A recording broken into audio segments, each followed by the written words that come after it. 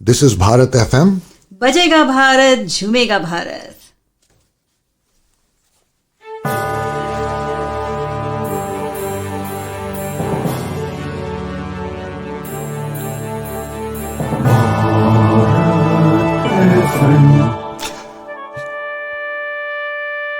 ये है भारत FM.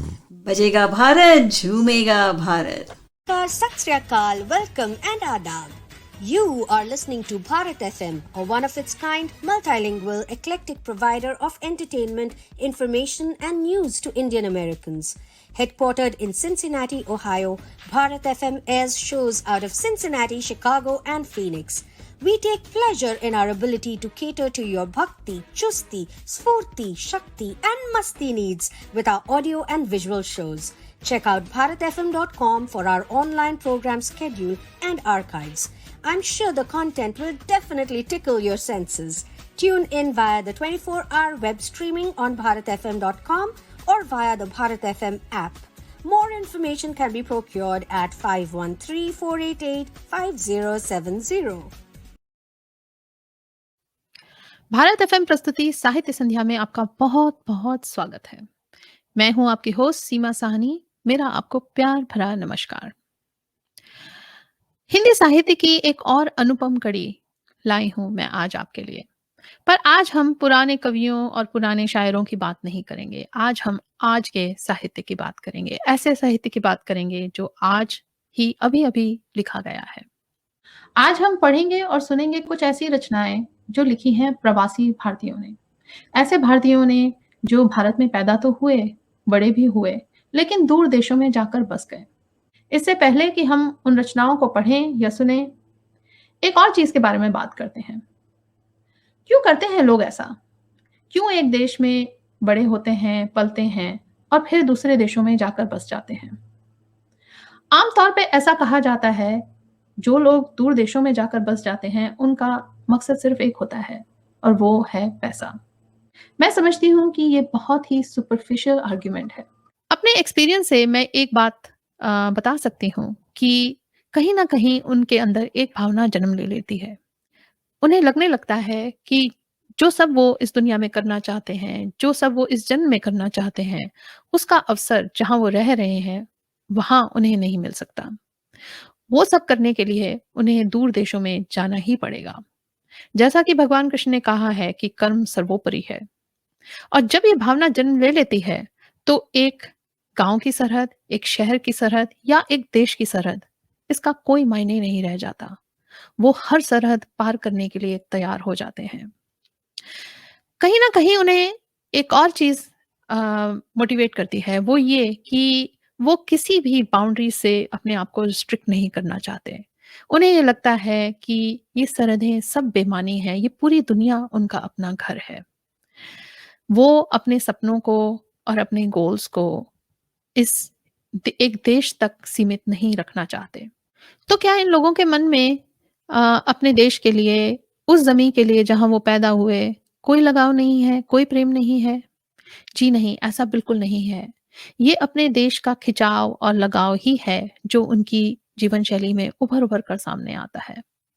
चाहे ये अपने देश से मीलों दूर क्यों ना रह रहे हों, वो अपनी जीवन शैली को, अपनी संस्कृति को नहीं बदलना चाहते। वह अपनी संस्कृति और अपनी जीवन शैली को दुनिया तक पहुंचाना चाहते हैं। मानिए ना मानिए, ये लोग दुनिया के सबसे बड़े शांति दूत हैं। Because they always come in peace, they are always patient and they are always resilient. ये चाहे कितनी भी तकलीफ में क्यों ना हो, वह चाहते हैं कि जिस देश से वो आए हैं, जिस ज़मीं से वो आए हैं, उसका बेहतर से बेहतर खाका दुनिया के सामने खींचे। तो आज मैं लाई हूँ आपके लिए एक कविता जो मैंने लिखी है और मेरे दिल के बहुत करीब है। तो सुनते हैं मेरी कलम से दूर गगन का पंछी।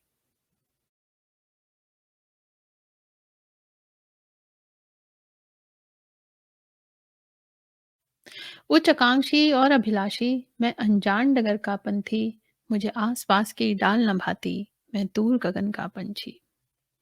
मैं स्वप्नदर्शी मितभाषी, मैं स्वप्नदर्शी मितभाषी, कभी किसी से कह न पाया। मैं स्वप्नदर्शी मितभाषी, कभी किसी से कह न पाया, कि रात रात भर स्वप्न पिरोता, कभी नींद भर सो न पाया। तो लगा दौड़ और फैला पंख, मैं दूर गगन में उड़ आया। तो लगा दौड़ और फैला पंख, मैं दूर गगन में उड़ आया। मैं मत प्रवाही, मैं उद्विकासी। मैं मत प्रवाही, मैं उद्विकासी। मैं अपने सपनों का बंदी, मुझे आस पास की डाल न भाती। मैं दूर गगन का पंछी। कुछ मोह के पल, कुछ ठंडी सांसें, कुछ झरनों की कलकल, कुछ मधुर बहाने। कुछ मोह के पल, कुछ ठंडी सांसें, कुछ झरनों की कलकल, कुछ मधुर बहाने। कुछ बादल, कुछ बूंदें, छोड़ आया तेरे सिरहाने। फिर दिल पे सिल सा पत्थर रख, दूर छोर तक उड़ आया। तेरी प्रतिमा को दिल में रख, पृथ्वी की परिक्रमा कर आया। मैं संवेदनशील पर बड़ा साहसी, मैं संवेदनशील पर बड़ा साहसी। मेरी मत वालों से संधि, मुझे आस पास की डाल न भाती। मैं दूर गगन का पंछी। मुझे आस पास की डाल न भाती, मैं दूर गगन का पंछी। इस व्याकुल दिल में आशा भर, दिल में कुछ करने की अभिलाषा भर। इस व्याकुल दिल में आशा भर, दिल में कुछ करने की अभिलाषा भर। मैं उड़ने का साहस कर पाया। वो पहली उड़ान, वो लुप्त होते मकान। वो पहली उड़ान, वो लुप्त होते मकान। आंखों में अश्रु, होठों पे मुस्कान। मैं अपनी जमीन बादलों में खो आया, और अनजाने उस पल में जीवन भर का सौदा कराया। और अनजाने उस पल में जीवन भर का सौदा कराया। मैं अन्वेषक, मैं स्वप्न प्रवासी। मैं अन्वेषक, मैं स्वप्न प्रवासी। मेरी भविष्य से गठबंदी, मुझे आस पास की डाल न भाती। मैं दूर गगन का पंछी। मुझे आस पास की डाल न भाती। मैं दूर गगन का पंछी। भांत भांत के लोग मिले और हुई भांत भांत की बातें। भांत भांत के लोग मिले और हुई भांत भांत की बातें। कुछ दिन थे तेरी खुशबू वाले, कुछ घोर पराई रातें। कुछ दिन थे तेरी खुशबू वाले, कुछ घोर पराई रातें। पर ये सफर जरूरी था, पर ये सफर जरूरी था। इस अनजानी मिट्टी में घर बनाना जरूरी था। पर ये सफर जरूरी था, इस अनजानी मिट्टी में घर बनाना जरूरी था। इन भांत भांत के रंगों में मिल जाना जरूरी था। कई रंगों में मिलकर भी नहीं धुलती तेरी छाया। कई रंगों में मिलकर भी नहीं धुलती तेरी छाया। मैं चंचल, मैं उन्नत विकासी, परिवर्तन मेरी संगति। मैं चंचल, मैं उन्नत विकासी, परिवर्तन मेरी संगति। मुझे आस पास की डाल न भाती, मैं दूर गगन का पंछी। मुझे आस पास की डाल न भाती, मैं दूर गगन का पंछी। जन्म स्थान से दूर निकलकर बहुत कठिन है इस घर से उस घर की डगर। जन्म स्थान से दूर निकलकर बहुत कठिन है इस घर से उस घर की डगर। ए व्यथित मन तू जरा ठहर, ये है हिम्मत वालों का सफर। ए व्यथित मन तू जरा ठहर, ये है हिम्मत वालों का सफर। इस डगर पर तन और मन सदा संग नहीं चलते। इस डगर पर तन और मन सदा संग नहीं चलते। अपनी जमीन से उखड़कर जड़ों के सब सुराख नहीं भरते। अपनी जमीन से उखड़कर जड़ों के सब सुराख नहीं भरते। मैं अपनी जमी का पेड़ न सही, मैं अपनी जमी का पेड़ न सही, तन कर खड़ा जरूर हूं।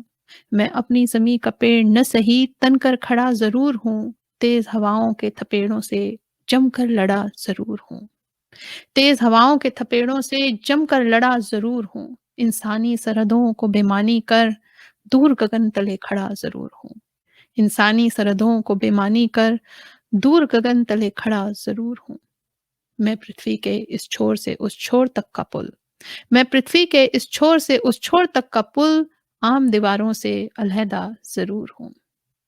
मैं अग्रसर, मैं पुरोगामी, मैं अग्रसर, मैं पुरोगामी। मैं नई दुनिया का पंछी, मुझे आस पास की डाल न भाती। मैं दूर गगन का पंछी।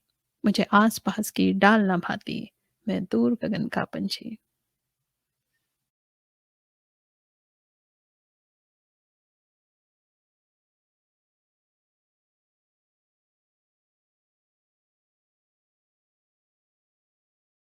आज से हम साहित्य संध्या जागरूक भारती का आगाज कर रहे हैं। इसमें हम मिलेंगे दुनिया भर में रहने वाले जागरूक भारतीयों से। जागरूक इंसान वो है जो अपने आसपास हो रही गतिविधियों की तरफ ध्यान देता है, उसके बारे में गहराई से सोचता है, और अगर उसमें कुछ गलत हो रहा है या कुछ बेहतर हो सकता है, तो उसे उस बदलाव को लाने का कोई ना कोई उपाय करता है या कम से कम उस बारे में अपने विचार व्यक्त करता है या कोई विचार विमर्श करता है। तो आइए मिलते हैं एक जागरूक भारतीय से। आज की मेरी मेहमान एक कवयित्री हैं, एक लेखिका हैं। ये ओकविल कनाडा में स्थित हैं। इनकी बहुत सी रचनाएं वृद्ध जीवन पर केंद्रित हैं। तो आइए सुनते हैं इनकी खूबसूरत रचनाएं और इनसे करते हैं थोड़ा विचार विमर्श।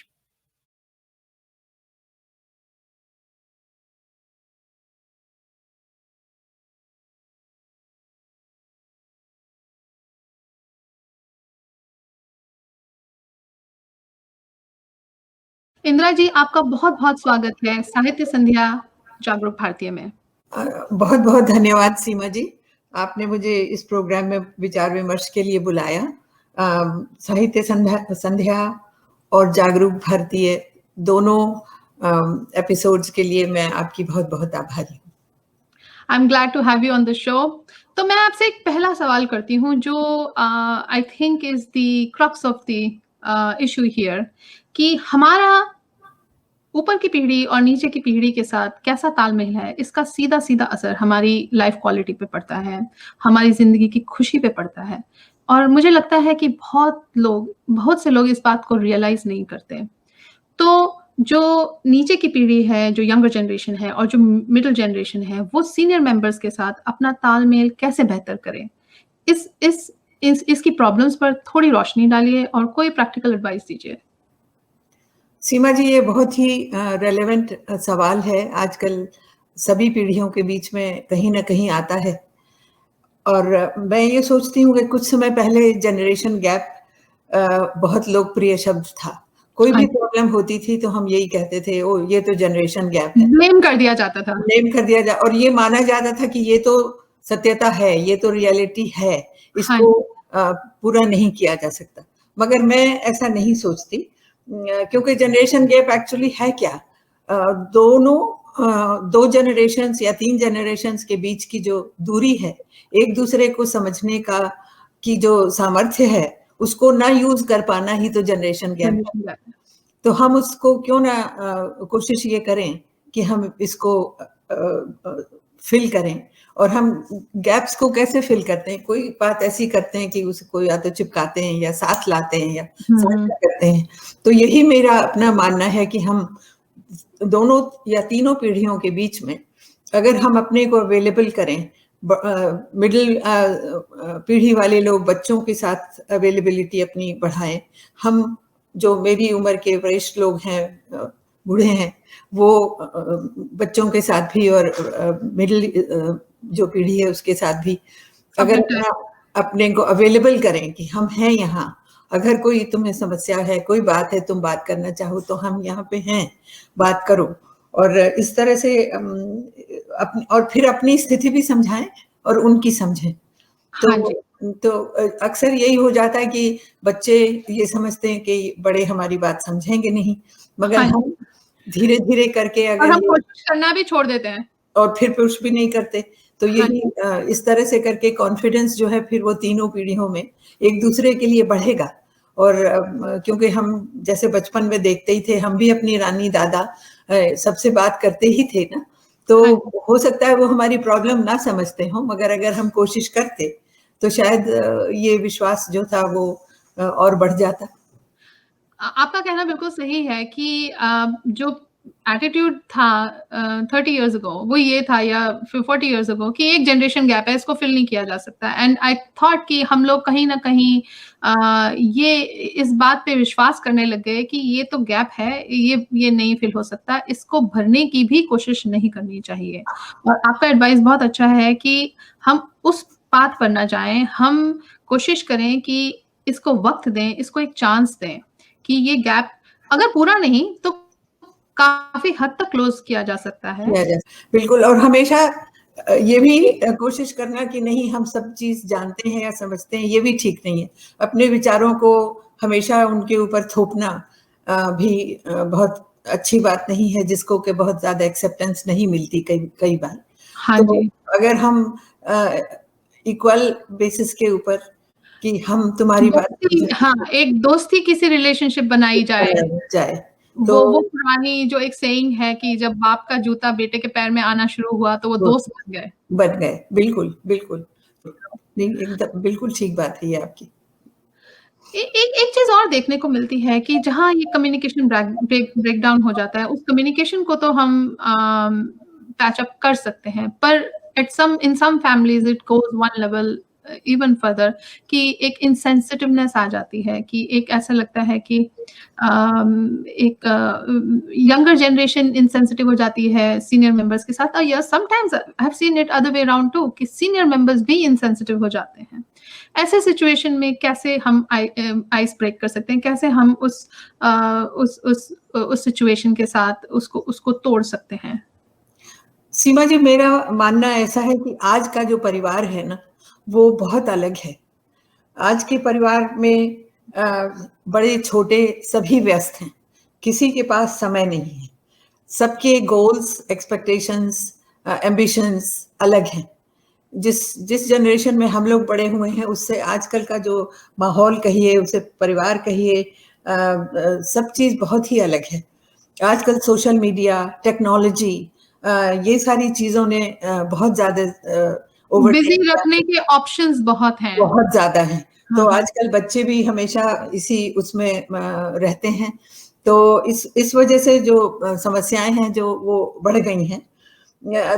दूसरी बात जो मैं कहना चाहती हूँ वो ये कि कई बार सीनियर जनरेशन में बहुत सी बातों का अभाव है। जैसे एक तो शिक्षा का अभाव एक प्रॉब्लम क्रिएट कर सकता है। For the new technology. हाँ जी, क्योंकि बहुत सी बातें समझ में नहीं आती हैं। अब देखिए, इसकी वजह से एक दूसरे का परिप्रेक्ष्य समझने में फिर मुश्किल होती है।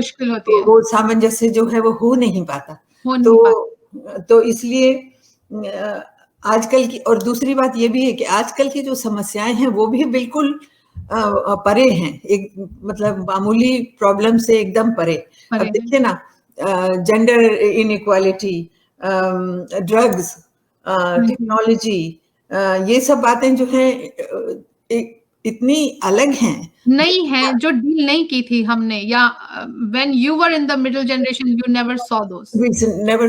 तो उनको समझना और उनके बारे में बातचीत कर पाना बिल्कुल ऐसा लगता है कि जैसे बहुत कठिनाई होगी उसको समझने में। तो बहुत ये भी देखा गया है कि इसी वजह से, और मैंने ये बात खुद देखी है कि कई बार कोई हेल्थ रिलेटेड इशू हो जाए, सुनाई नहीं पड़ रहा है, ठीक से दिखाई नहीं पड़ रहा है, तो सीनियर जनरेशन अपने को आइसोलेट कर यस। तो मैं बहुत आतुर हूँ आपकी एक कविता सुनने के लिए जो आपने इसी विषय के आसपास लिखी है। तो आप बिना देरी के हमें एक बहुत ही अपनी सुंदर कविता सुना दीजिए। इसमें मैंने जो एक थोड़ा समझिए कि एक कटाक्ष है जो कि समाज के ऊपर किया है, क्योंकि अक्सर यही देखा जाता है कि आप कितनी बरस के हैं, आप 70 के हैं कि 80 के हैं कि 50 के हैं, हमें उससे हमारा मापदंड जो है वो उससे होता है। तो उसी को एड्रेस करने के लिए की मैंने कोशिश करी है। तो इसका शीर्षक मैंने रखा है मेरी पहचान। तो लिखा है कि मुझे मेरी उम्र से मत आंको, मेरे बालों के रंग से भी नहीं, न मेरे नाम, न मेरे भार से, और न मेरे पहनावे से। मेरे चेहरे पर जो तिल है वो भी मेरी पहचान नहीं है। मुझे पहचानो मेरी आवाज से, जो सुबह उठकर बोलती हूँ तो भारी लगती है, जैसे गला रूंधा हुआ हो। जो शब्द मैं बोलती हूँ, उन किताबों से जो मैं पढ़ती हूँ, उस मुस्कान से जो कभी कभी मैं छुपा भी जाती हूँ, उन गीतों से जो मैं अकेले में गाती हूँ, मेरे आंसुओं से, मेरी खिलखिलाती मीठी हंसी से।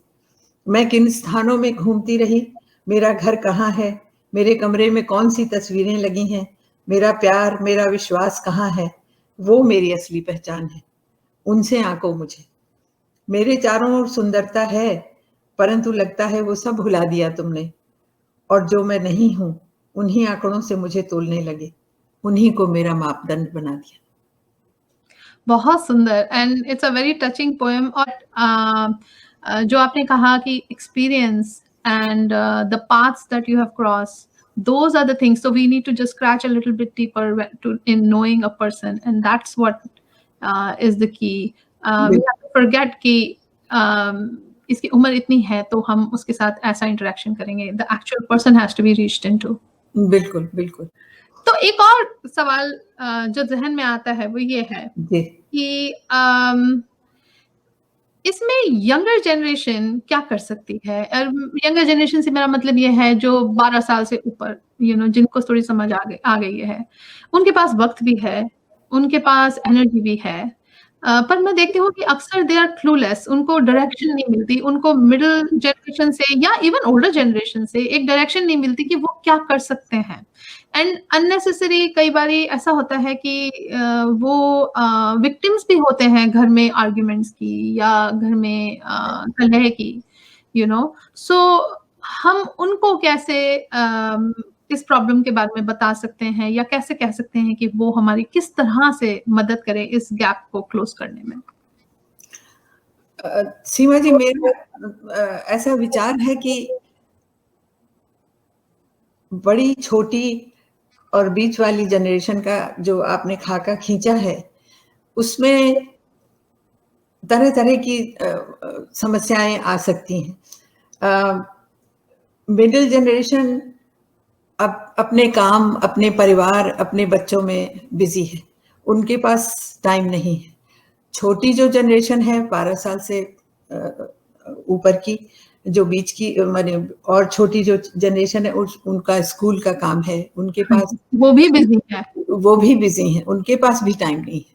तो ऐसे में क्या कर सकते हैं? मेरी समझ से हम लोगों को बहुत क्रिएटिव और प्रोएक्टिव होना पड़ेगा, क्योंकि जैसे ही अगर हम पहले से ये सोच के रखें कि आज का वातावरण जो है वो ऐसा है और इसमें हम किस तरह से अपने को ढाल के किस तरह का बदलाव हम ला सकते हैं, तो कोई ना कोई उसका उपाय जो है वो निकलेगा. तो एक दो एग्जाम्पल मैं आपको देना चाहूंगी.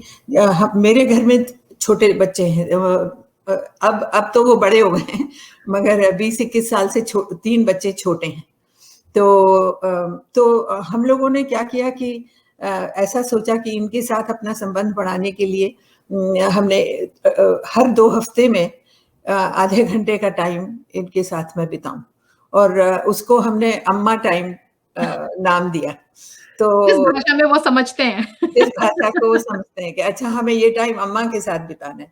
तो अच्छा, मगर वो सिर्फ अम्मा टाइम मस्ती करने का नहीं था, वो था कि वो थोड़ा सा अपने को तैयार करें कि भाई तुम पिछले 2 हफ्तों में क्या करते रहे, क्या क्या किया, पेंटिंग करी, म्यूजिक किया, पढ़ाई में क्या कहाँ हो अब इस वक्त तुम्हारे. अब तो इस तरह से करके उस लेवल से लेकर के फिर उस बात को आगे बढ़ाया. तो जब शुरू किया ये, तो तब बच्चे छोटे थे. तब हम थोड़ी बहुत जैसे भारतीय कहानियां सुनाई उनको. कुछ आरती पूजा क्यों करते हैं हम पूजा, क्योंकि ये क्वेश्चंस बहुत उठते हैं यहाँ के बच्चों में कि भगवान, हम लोग हर वक्त भगवान भगवान करते हैं, तो क्या मतलब है, आप क्यों करती हैं ऐसा, आप क्यों आरती करती हैं, पूजा क्यों करती हैं. तो ये सब समझाना पहले शुरू किया. तो जब वो उसमें उनका इंटरेस्ट वो हो गया तो फिर आगे बढ़े. अब मैं सोचती हूँ कि ओल्डर जनरेशन को उनको अपना आधार बनाना चाहिए, बच्चों को अपना आधार बना के उनकी जो नॉलेज है उसको हमें शेयर करना चाहिए. तो बहुत अच्छा एडवाइस है कि एक सेट टाइम कि आप, क्योंकि आप जब ये बता रही थी मुझे याद आ रहा था कि ऐसा कैलेंडर्स तो होते नहीं थे हमारे जमाने में, पर हमारी दादी रात को कहानियां सुनाती थी हमको. तो वो अम्मा टाइम था. बिल्कुल. कहा नहीं जाता था वो. And they were very creative, you are right. I mean they were saying अच्छा बच्चों को मैं क्या ऐसा सुनाऊं कि ये भागते चले आए. बिल्कुल. और हम भागते चले आते थे. और रात को 12 बजे तक उनके उसमें गोदी में पड़े सुनते रहते थे. अक्सर ऐसा हो जाता है कि बिटवीन जनरेशंस ऐसा हो जाता है कि एक दूसरे को समझने में हम बड़े भी गलती करते हैं. हमें ये नहीं सोचना चाहिए कि क्योंकि हम बड़े हैं, सीनियर हैं, इसलिए हमें सब आता है. कई बार मिसअंडरस्टैंडिंग जनरेशंस के बीच में हो जाती है. तो इस कविता में मैं पहले कविता पढ़ूं, फिर मैं थोड़ा सा आपको बिल्कुल बिल्कुल बिल्कुल एक्सप्लेनेशन दूंगी। तो लिखा है कि वो जल्दी से मेरे पैर छूकर चला गया, आशीर्वाद के शब्द बोलती मैं उसके पीछे पीछे आई तो, पर वो चलता चला गया। मैं सोचती रही उसने सुने तो होंगे मेरे वे शब्द जो मन से निकलते हैं, मेरे वे शब्द जो मन से निकलते हैं कभी कभी, कहीं धुंधलके में विलीन हो जाने के लिए, मन की गहराइयों में पड़े रहने के लिए। शब्द जो दिन रात सोते जागते हम सुनते हैं, अनसुनी भी करते हैं, फिर उन्हीं को स्मरण करने का प्रयत्न करते हैं कभी कभी। काश मेरे आशीर्वाद के शब्द कोई सुने न सुने, उनका प्रभाव उनके जीवन पर पड़े, एक घने वृक्ष की छाया की भांति, सुखद बयार की भांति। इन्हीं विचारों में खोई मैं बाहर तक पहुंच गई, तब देखा वो कार के पास खड़ा, हाथ जोड़े, धीमी सी मुस्कान लिए स्वीकार रहा था मेरे आशीर्वाद को। तो ये कविता है। तो इसमें मैं क्या दर्शाना चाह रही हूं कि वो बच्चा मेरे पैर छुए, उसने मुझे रिस्पेक्ट दी और वो फिर बाहर चला गया। मैं उसके पीछे पीछे आई तो मुझे ऐसा लगा कि इसने मेरी बात सुनी ही नहीं, इसने मेरे आशीर्वाद को नकार दिया, मगर ऐसा नहीं हुआ। तो इसमें गलती मेरी थी कि मैंने उस चीज को, उसके व्यवहार को ठीक से समझा नहीं, मगर उसने मेरी पुकार सुनी। उसको ये बात पता थी कि ये दादी हैं, इन्होंने मुझे आशीर्वाद जरूर दिया होगा, ऐसा हो ही नहीं सकता। तो वो जब वहां पहुंचा कार पे, तब उसने ये बात मुझे दिखाई कि नहीं, ऐसा नहीं हुआ। और तो कई बार ऐसा हो जाता है बच्चों के व्यवहार को अपने हम मिसरीड कर लेते हैं। हाँ, मगर उसमें अगर हम उस बात को समझें तो इस कविता में मैंने वही दिखाने की कोशिश की है कि हमारी भी कई बार ये अप्रोच गलत हो सकती है इन सब बातों के बारे में, और फौरन हम जैसे उन्हीं को जजमेंट ले लेते हैं। हाँ, इस कविता में मुझे जो सबसे अच्छी बात लगी थी वो ये थी कि जो आपने लिखा था कि जो इसमें आशीर्वाद है वो कंप्लीटली अनकंडीशनल है। And I think that needs to be communicated to everybody younger कि जो older generation है, and I think मैं ये मानती हूँ कि सब senior members ऐसे नहीं होते, but most senior members ऐसे होते हैं, all they want to do is give, right? and जो younger generations है या middle generation उसको अच्छी तरह समझ नहीं पाती कई बारी, you know, जैसे आपने कहा कि ये तो आपकी कविता में तो वो खड़ा था, ऐसा भी होता है कि कई लोग निकल जाते हैं और इस बात पर ध्यान नहीं देते और उनको सालों बाद ये बात समझ आती है बिल्कुल कि ये हमको किसी ने कहा था, और उनको ये मौका नहीं मिलता बताने का कि ये बात आपने कही थी कुछ 10 साल पहले, मुझे आज समझ आ रही है। बिल्कुल समझ। हाँ। अब एक सवाल जरूर है कि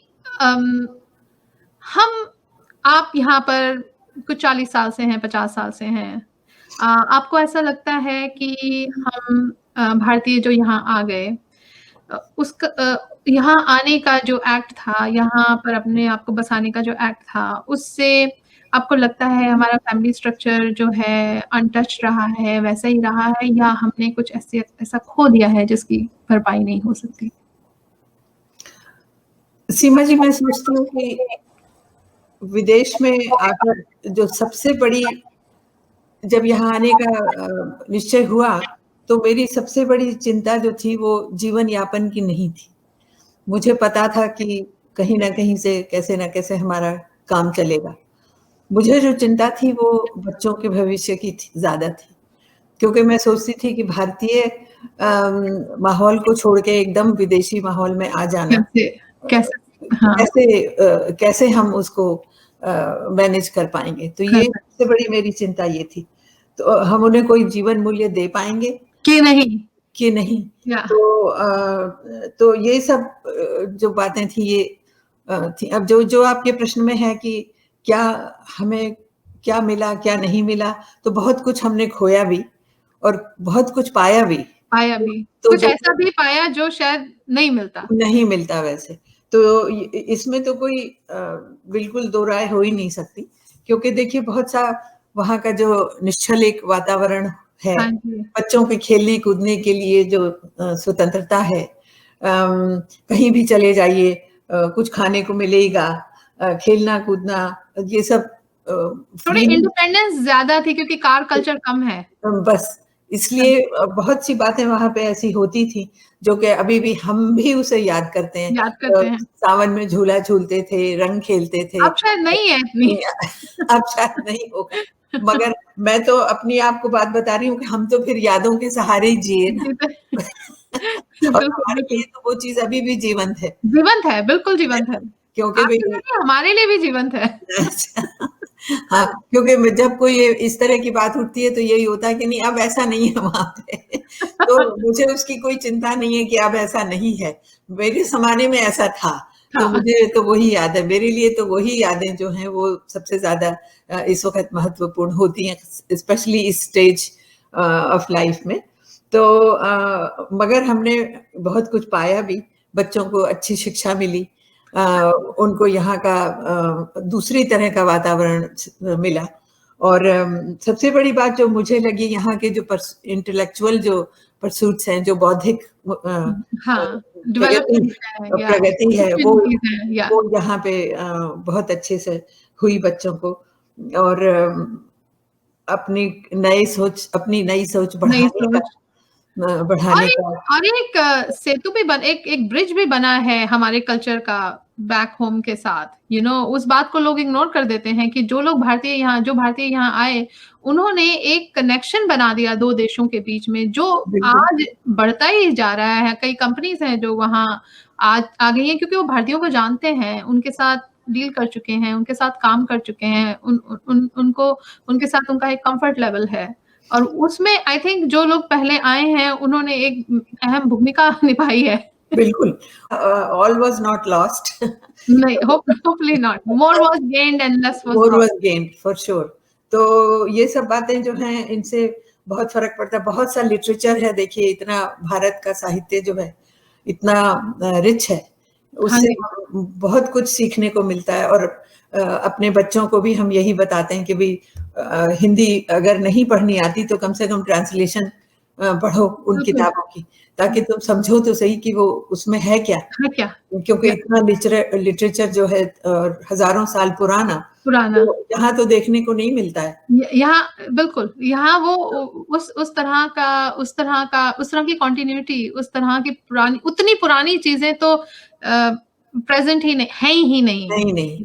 you go back only few hundred years ago, वहां पे you go back millions years. बिल्कुल।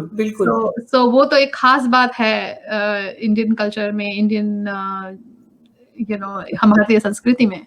और वो लिंक जो है ना वो बना हुआ है, क्योंकि बच्चे वहां जाते हैं, वहां लाइफ को एक्सपीरियंस करते हैं, वहां का कुछ सीखते हैं, तो उससे हम लोग रिच ही होते हैं। मतलब उससे हमारा both cultures, even यहाँ का western culture gets enriched because of absolutely. हम ये सब चीज तो इस तरह से करके बहुत हर चीज के, मुझे लगता है कि हर चीज के 2 या 3 4 पहलू होते ही हैं, जरूर होते हैं। फायदा नुकसान हर सिचुएशन में होता है, और ये हमारे ऊपर है कि हम क्या देखते हैं, अपेक्ष जो है वो क्या है, किस सकारात्मकता से हम इन चीजों को देख सकते हैं।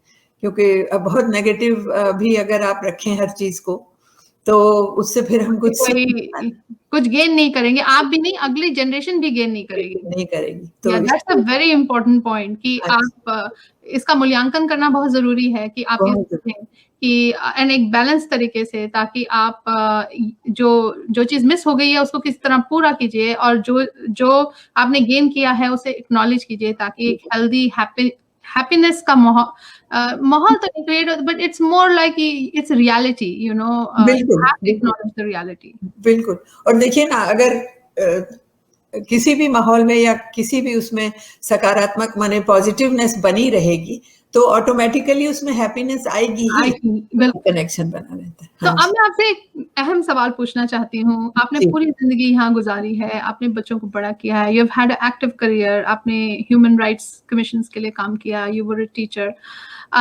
And then you lost your partner and being outside away from, चलो यहाँ तो आप दोस्तियां तो बन जाती हैं, परिवार भी होते हैं, पर देश से दूर फिर भी ये एक माहौल डिफरेंट है, अलग है। ऐसे में अपनी लाइफ को कैसे टर्न अराउंड किया जा सकता है? हाँ, देखिए ये सवाल जो है ये तो बिल्कुल मेरे मन को छूता है हमेशा। और अकेलापन जीवन साथी के चले जाने के बाद बहुत लाइफ को समझिए कि सराउंड कर लेता है, घेर लेता है, और जो कि काफी दिनों तक चलता रहता है। और अगर आप सच पूछें तो अभी भी चल रहा है, माने इतने बरस होने के बाद भी वो चलता ही रहता है, अंत समय तक वो कभी जाता नहीं है। मगर जैसा कहा गया है, कृष्ण भगवान ने भी कहा है कि भाई कुछ तो करना है, आप बैठोगे तो नहीं, यू मस्ट डू समथिंग। तो आपको कर्म तो करना है, तो आप बैठ नहीं सकते। तो इसीलिए शक्ति भी शायद भगवान फिर दे देता है। जिन कृष्ण भगवान ने ये कहा है वही शक्ति भी देते हैं कि कुछ करो, उठो और कुछ करो। तो बस वही जो है वो सामने आ जाती है बात। तो अकेलेपन का और पार्टनर को खो देने के बहुत से नेगेटिव असर होते हैं। एक तो देखिए ना, सोशल एस्पेक्ट खत्म हो जाता है, चैलेंजिंग हो जाता है, बहुत से चैलेंजेस आ जाते हैं। फिर आप लोगों से उतना फ्रीली मिलजुल नहीं सकते, थोड़ा लोग भी कतराने लगते हैं कि भाई पता नहीं, जो कंफर्ट लेवल है वो मैं कहना चाहती हूँ, because the environment has changed, एक एनवायरनमेंट बदल जाता है, तो सोशल आइसोलेशन होने लगता है। और दूसरी चीज जो मैं सोचती हूँ मेरे साथ हुई कि थोड़ी सी रिजिलियंस आपकी जो पहले थी वो कम हो जाती है। जैसे हर सिचुएशन से डील करने का एक आपके अंदर विश्वास होता है, एक रिजिलियंस होती है कि नहीं कुछ भी हो हम कर लेंगे। वो कम हो जाता है, वो एफेक्ट हो जाता है, तो उससे फर्क पड़ता है बहुत ज्यादा। तो इन सब के साथ समझौता करना, एडजस्टमेंट करना, ये सब बहुत टाइम लेता है और बहुत हिम्मत से काम लेना पड़ता है। अब आप अपनी लाइफ, अपना जीवन आगे कैसे चलाएंगे? और उस समय फिर बहुत सी बातें याद आती हैं कि हमारे बड़ों ने कैसा किया। अब ये तो हम आज की जनरेशन्स की बात कर रहे हैं, मगर हमारे भी जो बड़े थे उनसे भी हमने कुछ सीखा है। मेरे फादर इन लॉ हमारे पास रहते थे, उन्होंने बराबर यही मुझे कुछ काम दे दो इंदिरा, मैं हालांकि वो लिखते थे, ही वाज अ राइटर, जब कभी फुर्सत पाते थे तो कुछ काम बता दो मेरे को।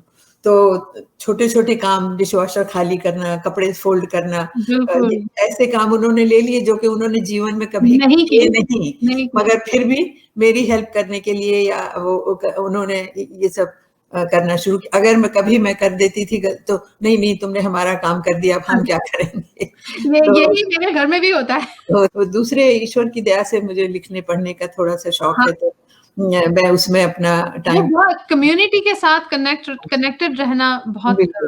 और मुझे लगता है कि यहाँ का सबसे बड़ा यूएसए और कनाडा में रहने का चैलेंज ये है कि यहाँ पे कम्युनिटी के साथ कनेक्ट होने का एक ही तरीका है, वो है कोई ना कोई काम करना, जो कि इंडिया में नहीं है। वहाँ आप नीचे जाइए, आप बैठकर गप्पे मार सकते हैं लोगों के साथ, बिल्कुल आपको अपॉर्चुनिटी नहीं है, आपको कोई क्लास ज्वाइन करनी पड़ेगी या कोई काम करना पड़ेगा किसी के साथ इंटरेक्ट करने के लिए। मैंने ये भी देखा है यहाँ के समाज में, मतलब अपने भारतीय समाज की बात अब मैं ज्यादा कर रही हूँ, कि अपनी व्यथा को लेकर के वो बहुत ज्यादा ये क्लोज हो गए हैं। वो शेयर इसी लेवल पे करते हैं कि बहुत हम डिप्रेस्ड हैं, क्या करें, हमारे पास ये टेंडेंसी मैंने भी देखी है। हाँ, अकेलापन वो बहुत ज्यादा फील करते हैं। तो फील हमने भी किया, मैंने भी किया, अभी भी करती हूँ, मगर आप उसको लेकर के जीवन नहीं काट सकते। हाँ जी, हाँ जी, उसे ओवरपावर नहीं होने देना होने चाहिए। देना चाहिए। तो हाँ। कोई ऐसी बातें निकालनी चाहिए जिससे कि आपको और दूसरों को इतनी परेशानी ना उठानी पड़े। हमें ये है कि भगवान कृष्ण का दिया हुआ जो गुरु मंत्र है वो ये तो है कि आप अपना कर्म नहीं रोक सकते, कर्म तो आपने करना है। And I think that's the start and the end of it कि आप कुछ करते रहेंगे तो एक रीइंफोर्समेंट लूप बनता रहेगा, लाइफ एडजस्ट होनी शुरू हो जाएगी। बिल्कुल। वो खला तो कभी जाएगी नहीं ज़िंदगी से, उस खला के साथ तो जीना होगा, लेकिन we have to find opportunities to integrate into our family, into our society, into our friend circle and keep doing जो कर्म हमने करना है उसके ज़रिए। मैंने एक बहुत सुंदर कविता लिखी है। मैं नहीं चाहती कि हम उसे खोएँ। आप अच्छा, पढ़ दीजिए। हाँ, मैं उसको ये कविता है, इसका शीर्षक मैंने रखा है, वो कोने वाला मकान। तो ये कविता मैंने मेरे पति का देहांत हो जाने के बाद लिखी थी। तो हम लोग आप कविता के उससे समझेंगे ही कि कोने के मकान में रहते थे। तो उसी का रेफरेंस है कि अब मैं उस कोने वाले मकान में नहीं रहती। अब उस मकान में कोई और ही रहता है। उस मकान में आकर हमने उसे घर बनाया, सजाया, संवारा, धीरे-धीरे वहाँ अच्छा लगने लगा। वो शीशे की गोल मेज़ जो दुकान में मैं देखा करती थी, रसोई के एक कोने में लगाई। कितनी ही तस्वीरें जो अखबारों में लिपटी पड़ी थीं, निकाली और दीवारों पर सजाई। किताबों और चित्रकारी के लिए नीचे का बड़ा कमरा ठीक किया। वहाँ कभी-कभी संगीत का कार्यक्रम भी होता था। फिर रहते-रहते वहाँ शहनाइयाँ गूंजी, नए मेहमान आए, किलकारियाँ सुनाई पड़ी। हाँ, उनके लिए खिलौने रखने की जगह भी तो बनाई थी। फिर धीरे-धीरे जाना भी शुरू हो गया। लाठी की खटखट जो ऊपर के कमरे से सुनाई पड़ती थी और जिसे सुनकर अच्छा लगता था, बंद हो गई। दोस्तों के ठहाके व खाने के लिए उनका जोर से पुकारना बंद हो गया। खिलौने इधर-उधर दिखाई तो देते थे, पर बच्चे कुछ डरे-डरे, कुछ सहमे से हो गए। जाने वाले फिर कभी ना आने के लिए चले गए। कभी-कभी वे आवाज़ें कानों में गूंजा करती हैं। उन किताबों, तस्वीरों की याद आती है, जो बक्सों में बंद होकर इधर-उधर चली गईं, पता नहीं कहाँ। वो शीशे वाली मेज़ तो खरीद ली किसी ने। अब मैं वहाँ उस कोने वाले मकान में नहीं रहती। वहाँ अब कोई और ही रहता है। मैं थोड़ी इमोशनल हो गई सुन के। बहुत ही सुंदर पोएम है और इंदिरा जी इसी कविता के साथ एंड मैं समझती हूँ कि ये इमोशन जो है भावुक होने के बावजूद बहुत पॉजिटिव इमोशन है, क्योंकि हम लाइफ को एक कंटिन्यूम में एक्नॉलेज करें कि ये बदलती रहेगी, इसमें उतार-चढ़ाव आते रहेंगे और हम उनके साथ कभी बहेंगे और कभी उनके ऊपर आएँगे। ये सिलसिला चलता रहेगा और आपका इस प्रोग्राम में आने के लिए बहुत-बहुत शुक्रिया। मैं तहे दिल से आपका शुक्रिया अदा करती हूँ। थैंक यू सो मच सेमर। आशा करती हूँ साहित्य संध्या का ये एपिसोड आपको ज़रूर पसंद आएगा। ये भी आशा करती हूँ कि जिन रचनाओं को आज हमने पढ़ा और सुना, उन्होंने आपके दिल को कहीं न कहीं ज़रूर छुआ होगा। आप हिंदुस्तान में रहें या हिंदुस्तान से बाहर रहें, हिंदुस्तानी साहित्य को अपने जीवन का अंग ज़रूर मानिए। अगर आप रचनाएँ लिखते हैं, शेरो-शायरी करते हैं, तो कमेंट्स में ज़रूर शेयर कीजिए। मैं उन्हें अपने प्रोग्राम में शामिल करने की पूरी कोशिश करूँगी। अगले हफ्ते मैं फिर हाज़िर होंगी आपके सामने नई रचनाओं के साथ। तब तक के लिए शुभ रात्रि, शब ख़ैर। Sat Sri Akal, welcome and adab. You are listening to Bharat FM, a one-of-its-kind, multilingual, eclectic provider of entertainment, information and news to Indian Americans. Headquartered in Cincinnati, Ohio, Bharat FM airs shows out of Cincinnati, Chicago and Phoenix. We take pleasure in our ability to cater to your bhakti, chusti, sfurti, shakti and masti needs with our audio and visual shows. Check out bharatfm.com for our online program schedule and archives. I'm sure the content will definitely tickle your senses. Tune in via the 24-hour web streaming on bharatfm.com or via the Bharat FM app. More information can be procured at 513-488-5070. This is Bharat FM. बजेगा भारत झूमेगा भारत.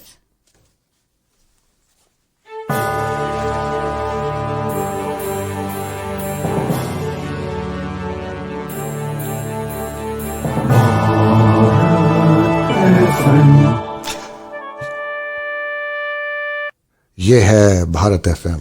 बजेगा भारत झूमेगा भारत.